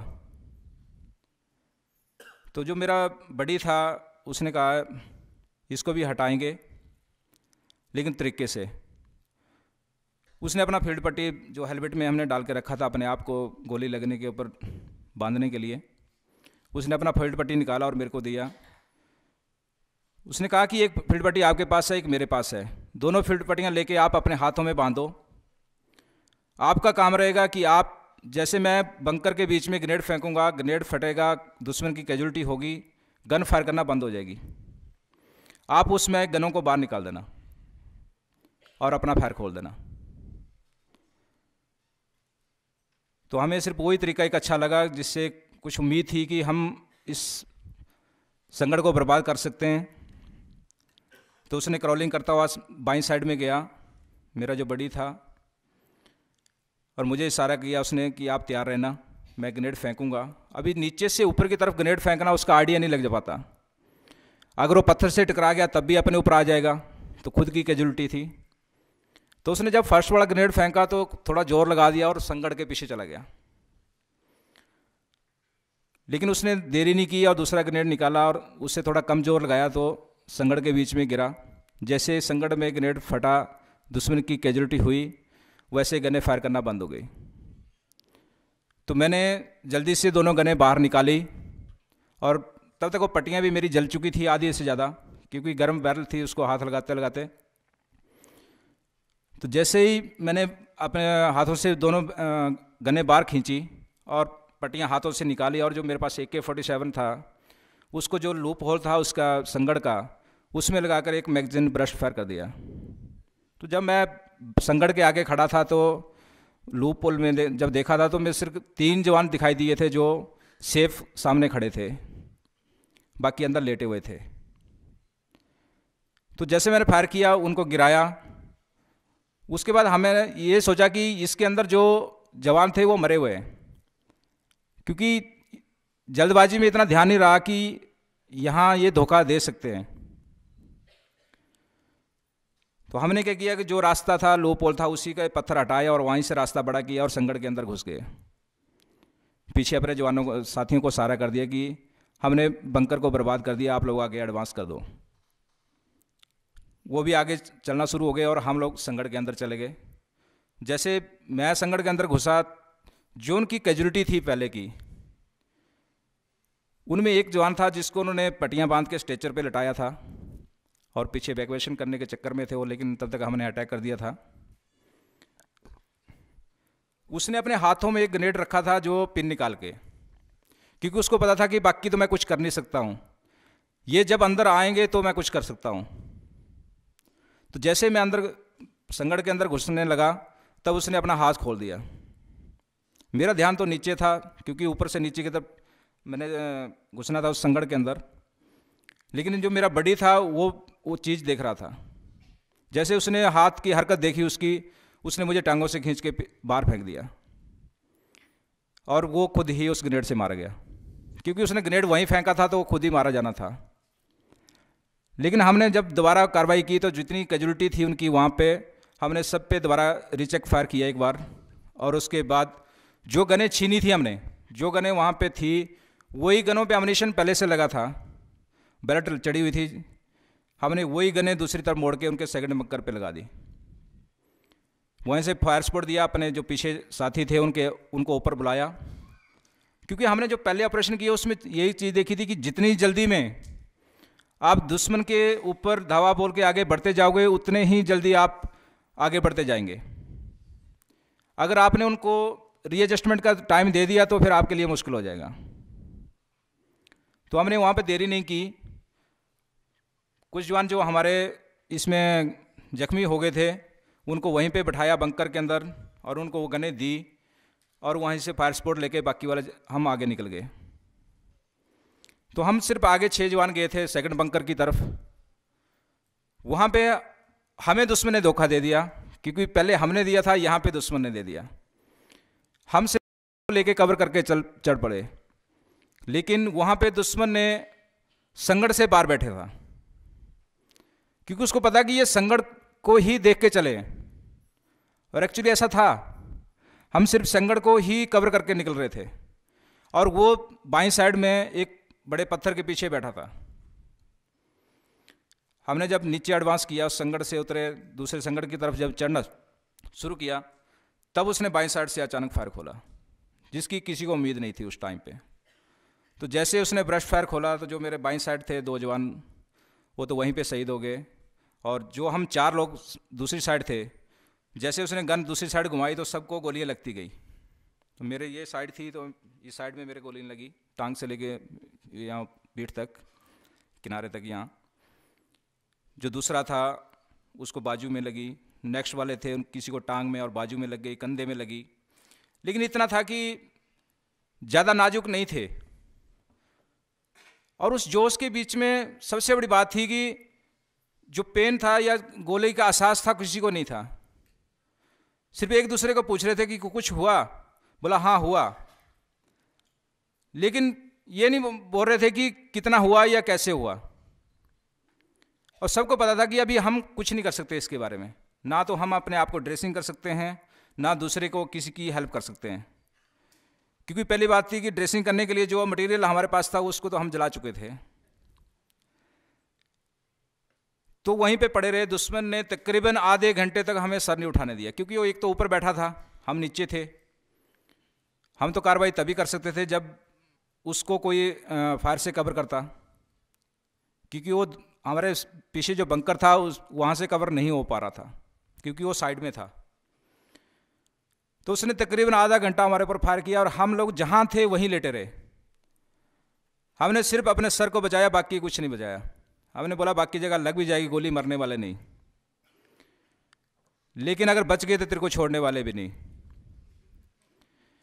जब उसने आधे घंटे तक फायर किया, उसको एहसास हो गया कि यहाँ पे जो जवान थे, जो इंडियन आर्मी के आगे बढ़े थे, वो सब मारे गए हैं, क्योंकि ये ना तो हिल रहे हैं, ना डुल रहे हैं, ना कोई फायर का जवाब दे रहे, क्योंकि हमारे पास ऑप्शन था ही नहीं कि हम कुछ करें वहाँ पे। तो जब उसको ये एहसास करवा दिया हमने कि हम लोग यहाँ पे जो थे वो सब मर चुके हैं, तब उसने हरकत करना शुरू कर दी। तो नीचे से जब ऊपर चढ़ना शुरू किया, पथरीला इलाका था, जो पाँव से उसे पत्थर निकला था, थोड़ी आवाज़ शुरू हुई, पत्थर नीचे गिरता हुआ हमारी तरफ को आया। तो जो मेरा साथी था उसने कहा अगर ये ऊपर आया तो सर पे गोली मारेगा ऊपर से, और अगर ऊपर गया तो फिर हम गोली मारेंगे इसके सर पे। तो हमारे पास एक ऑप्शन था भी कि इसकी हरकत जब हुई उस टाइम हम कुछ कर सकते हैं, नहीं तो अगर ये फिर आगे कहीं बैठ गया, उसने पोजीशन ले ली, तो हम लोगों को फिर आगे नहीं बढ़ने देगा। क्योंकि अभी ये एम्ड फायर नहीं कर सकता था हमारे ऊपर, क्योंकि चल रहा है, चलते समय वो फायर एम लेके नहीं कर सकता, तो हम भी फायर कर सकते हैं वैसे तो मेरे दोस्त ने बोला ठीक है मैं गन लगाऊंगा, आप सिर्फ इतना चेक करना कि ये ऊपर जा रहा है कि नीचे जा रहा है। तो जैसे हमने ऊपर देखा तो उसका जो मूवमेंट थी वो बंकर की तरफ थी, क्योंकि वो नीचे वालों को सबको मार चुका था अपनी तरफ से। तो हमने वही गन जो पहले छीनी थी वही लगाई और उसको मारा। जैसे उसके ऊपर फायर खुला, वो गिरा, जो संगड़ में बैठे थे ऊपर वो भागे। क्योंकि सबसे बड़ी चीज़ हमने एक ही देखी थी, जब उसको लगता था कि अभी इंडियन आर्मी हमारे ऊपर हावी है, उस टाइम वो भाग जाते थे, क्योंकि इतना दम नहीं था उनके अंदर। और उस चीज़ का फ़ायदा हमें हर बार मिला और हमने उसका भरपूर फ़ायदा उठाया। जैसे ऊपर से फायर बंद हुआ, लेकिन हम लोग इतना भी नहीं था कि उसके बहकाव में आते। हम लोग जैसे बाकी कार्रवाइयाँ की वैसे पहुँचे, ऊपर जाकर सेम कार्रवाइयाँ की, ग्रेनेड फेंका, फायर किया, लेकिन फर्स्ट बंकर की तरह वहाँ कोई हरकत ज़्यादा नहीं सुनाई दी। लूप होल का दरवाज़ा बड़ा किया, अंदर गए, जो उनकी कैजुअलिटी थी उसके द्वारा रीचेक फायर किया। जब हमने नीचे की तरफ देखा तो उनका लिविंग एरिया और उनका राशन डैम्प, अम्यूनिशन डैम्प आगे नीचे था। हमारी अपनी इंडियन आर्मी की जो FRP थी, हट था वहाँ पे गोल, वो वहाँ पे था, जिसमें उनका एक अफसर साहब थे, लेफ्टिनेंट साहब, जो वहाँ पे रहते थे, और बाकी जवानों के लिए टेंट लगे थे वहाँ पे। तो हमने जब उस एरिया में ऊपर से बैठे बैठे रैकी कर रहे थे, तब नीचे जाके नज़र पड़ी तो जो घुसपैठी यहाँ से जो सोल्जर वहाँ से उनके भागे थे पाकिस्तान के, उन काफ़ी लिविंग एरिया के नीचे पहुँच गए थे। तो हमने वहीं से दोबारा गन सेट की और उसके ऊपर फायर खोला, दोनों वहाँ पे मारा। जैसे उसको मारना और जो उनका लास्ट पोस्ट था लेज एरिया में, वहाँ से काउंटर अटैक की कार्रवाई करना एक एक्शन था उनका, क्योंकि उन्होंने देख लिया कि जो हमारे जवान इस एरिया में थे फ्लैट टॉप के ऊपर, वो सब मर गए हैं, अभी हमें इनके भी जवान यहाँ पे कम ही होंगे। और एक्चुअली ऐसा होता है, क्योंकि आधी तो हमारी कैजुअलिटी होती है, आधी उसके साथ बैकवेशन के लिए पीछे चले जाते हैं उनको लेके। तो मैक्सिमम जो ऊपर बचते हैं तकरीबन 10% या 20% के करीब नफरी बचती है हमारी, जो लास्ट बंकर तक पहुंचती है। और वहाँ पे ऐसा था, हम टोटल 4 जवान थे और 4 के 4 जख्मी थे। और 4 जवान पीछे बंकर में बैठे थे, पिछले वाले में वो भी जख्मी थे। लेकिन इतना था कि जो कार्रवाई हमने कर दी थी उसके बलबूते पे जो फायर जो वहाँ से वो कर रहे थे वो फायर इफेक्ट नीचे ख़त्म हो गया था। तो जो हमारी कंपनी थी, अल्फ़ा कंपनी थी राइट साइड में, वो दोनों कंपनियाँ ऊपर बढ़ती हुई हमारे तक पहुँच गई और तकरीबन ऑपरेशन ख़त्म होने के बाद 20 मिनट के अंदर अंदर हमारे पास दोनों कंपनियाँ पहुँच गई। और जो उनका काउंटर अटैक था वो वहीं से वापस गया, क्योंकि हमने दोनों साइड से फायर खोल दिया दोनों कंपनियों ने, तो उनको वापस जाना पड़ा। तो तकरीबन हमने 10:30 बजे दिन को ये अटैक शुरू किया था और 5 बजे के करीब हमने ये फिनिश किया। और इस ऑपरेशन में मेरी कंपनी के सिर्फ उस टाइम पे 2 जवान शहीद हुए थे, बाकी जख्मी थे। उसका जो लास्ट हमारा जो यूनिट का जो टास्क था वो था हम्प एरिया लेज एरिया तक का। तो 4 और 5 जुलाई को जब हमने वहाँ पे ऑपरेशन ख़त्म किया तो हमारी कंपनी की जितनी भी कैजुअलिटी थी उसको इवैक्यूएशन पीछे भेज दिया गया, तो जिसमें मैं भी शामिल था।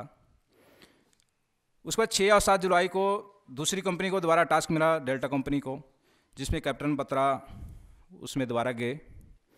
और 7 जुलाई को लास्ट मोमेंट थी, उस टाइम पे सुबह का टाइम था, 6 नाइट को ऑपरेशन हुआ था, लेकिन उनके सिर्फ 2 साथी थे जो बच गए थे और उन्होंने संगड़ छोड़ के संगड़ के पीछे चले गए थे। और काफ़ी बड़े पत्थर थे, तो वो पत्थरों के बीच से कभी कभी 1-2 राउंड फायर करते थे। तो बत्रा साहब ने रात को रिस्क नहीं लिया, क्योंकि पत्थरों में उनकी एग्जैक्ट पोजीशन का पता नहीं चल पाता था। तो उन्होंने कहा कि दिन का इंतज़ार करो। दुश्मन संगड़ के पीछे था और आगे वाली साइड में डेल्टा कंपनी थी। जैसे सुबह हुई, अभी प्लानिंग बना ही रहे थे कि किस तरीके से कार्रवाई करनी, तब तक हमारे साथ एक ईएमई से अटैचमेंट के लिए थे अफसर नवीन नगप्पा। जैसे ही हरकत शुरू की तो उनके पाँव माइन पे आ गए और जैसे ही उनके पाँव माइन से उड़ गया, धमाका हुआ, वो साइड में गिरे।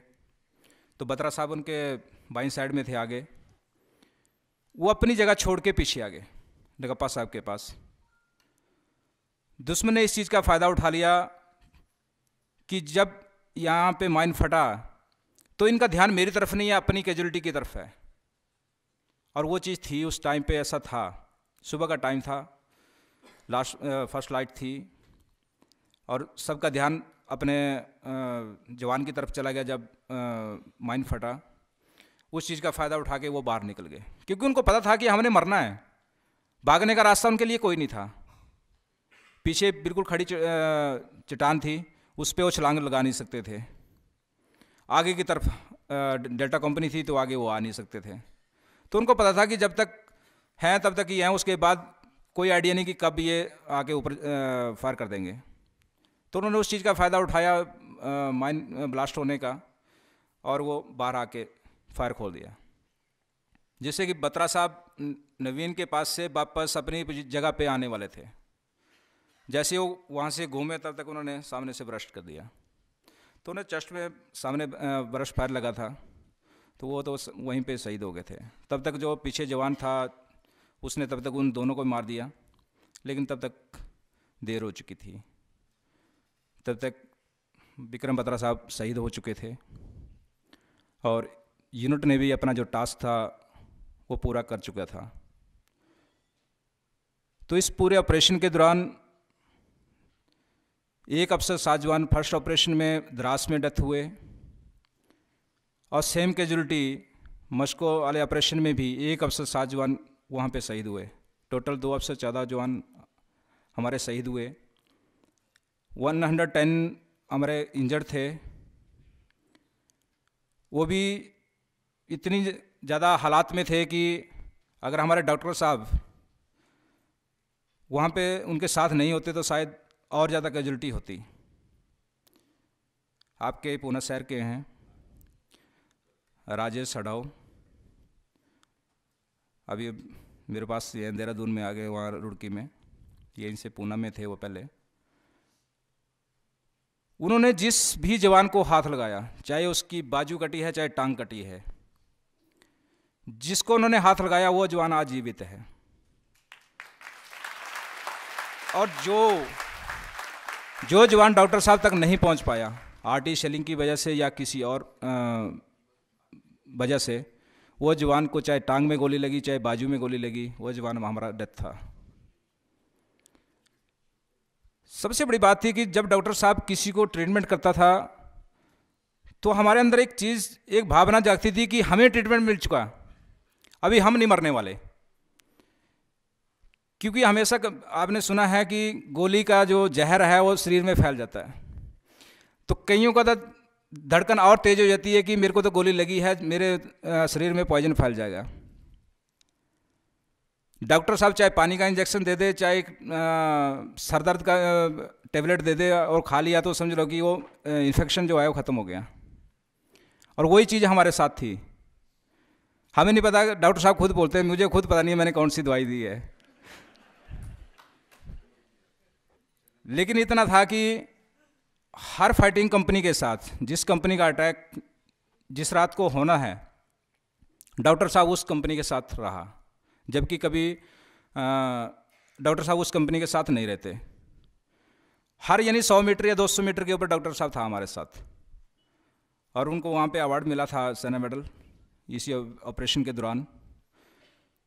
तो मैं यही कहूँगा कि डॉक्टर साहब भी इसीलिए हमारे साथ थे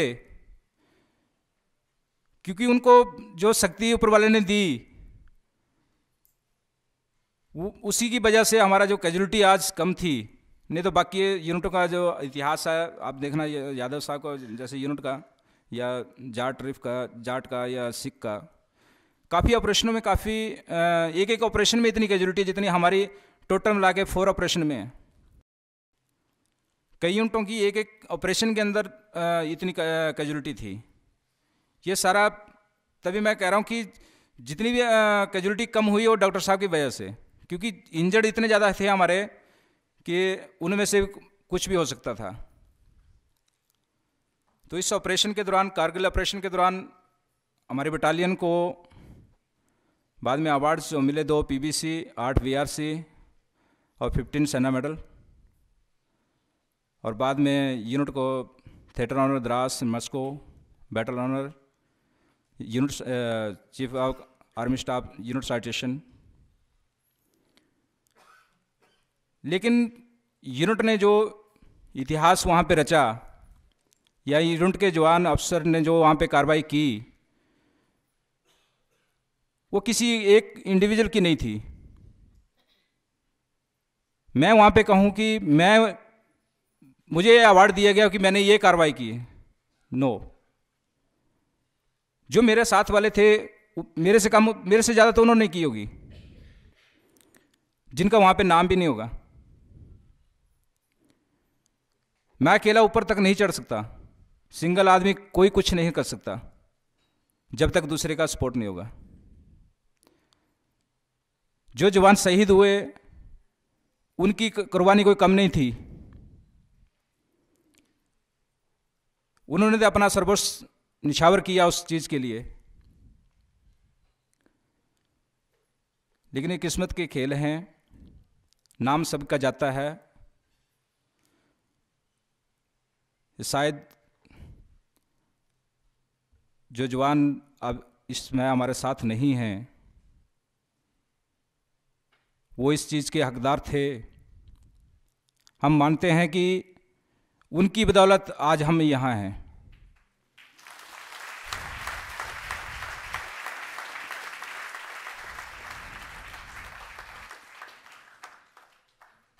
क्योंकि उन्होंने जो बलिदान दिया वो हमारे लिए, हमें दुश्मन से बचाने के लिए, जब हम आगे बढ़ रहे थे तो वो हमें फायर सपोर्ट दे रहे थे। तो हम हमेशा उन जवानों को याद रखेंगे जिन्होंने हमारे लिए, हमारे देश के लिए ये कुर्बानियाँ दी।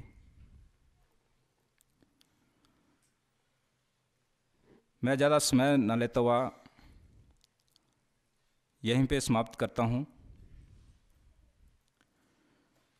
क्योंकि काफ़ी समय हो गया आपको ये स्टोरियाँ सुनते सुनते। बाना साहब, पहले कमांडर साहब ने उस चीज़ के बारे में बताया, बाना साहब ने बताया, यादव साहब ने बताया। क्योंकि आप लोगों 3-4 जगह का जो कार्रवाई है इकट्ठी, अगर पूरी इतनी लंबी स्टोरियाँ सुना दी तो आप लोग आधी तो भूल जाएंगे।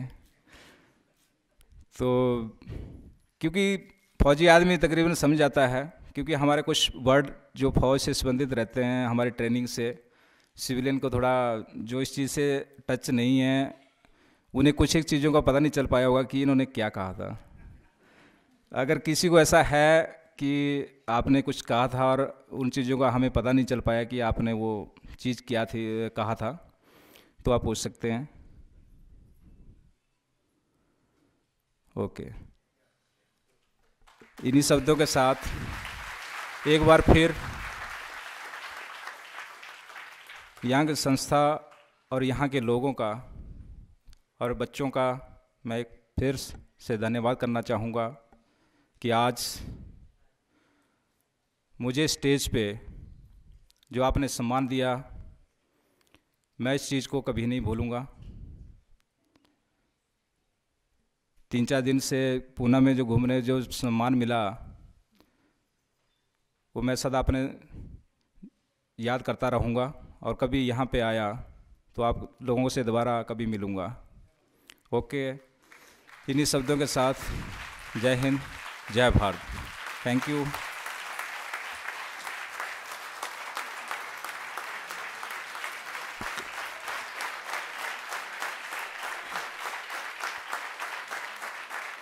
Thank you.